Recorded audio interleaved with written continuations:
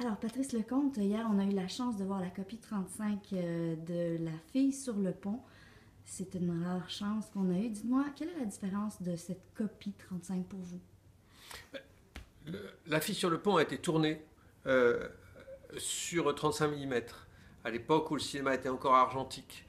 Euh, le- le- on a changé les médias, les supports et tout ça depuis simplement quelques années. Et maintenant, ça semblerait sans doute extravagant de tourner à nouveau un film sur 35 mm.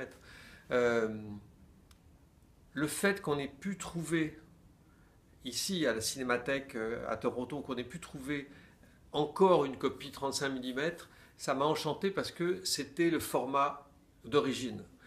Mais aujourd'hui, ce qui est assez troublant, c'est de penser qu'une copie 35 s'abîme, n'est pas éternelle. À force de passer dans les projecteurs, elle peut avoir des poussières, des rayures. Les projectionnistes ont du talent et ils font attention à nos copies. Mais une copie n'est pas éternelle, une copie 35. Je ne sais pas quel est le support qui serait éternel, mais je trouve qu'il est indispensable aujourd'hui pour que les films ne disparaissent pas. Certains films peuvent peut-être disparaître, ce ne sera pas trop grave, mais il y a d'autres films, c'est embêtant. Si on imagine imaginons que des films des frères Cohen, par exemple, n'existent plus un jour et qu'on puisse plus les voir, ce serait affreux, quoi.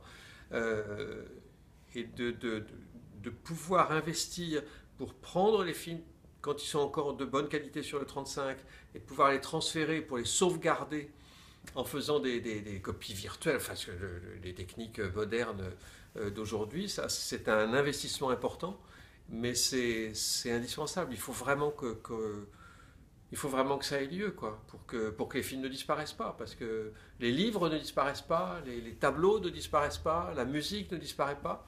Est-ce qu'on pourrait imaginer que les films disparaissent un jour? Non, c'est inimaginable.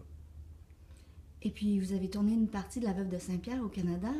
Vous aimez une certaine époque du cinéma québécois.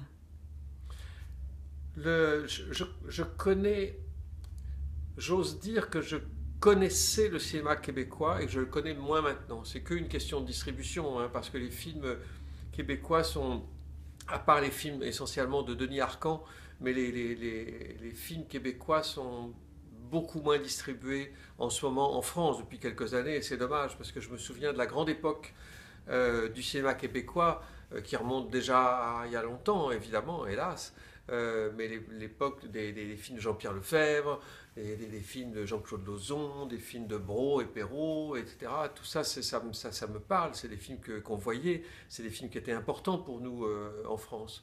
Et je me souviens bien de ces films-là. Alors, ces films-là, par exemple, les films de cette grande, belle époque du cinéma québécois, je serais extrêmement malheureux d'apprendre qu'on ne peut plus voir ces films. Et j'espère simplement que ces films vont continuer à exister, être remasterisés, enfin que sais-je. En France, chez Pathé, par exemple, ils investissent, Jérôme Sédou, le directeur de Pathé, investit beaucoup d'argent dans la sauvegarde des films, justement. Et, euh, et grâce lui soit rendue, parce que, encore une fois, un film qui disparaît, c'est quelque chose d'à peine pensable, quoi. Non, c'est pas pensable.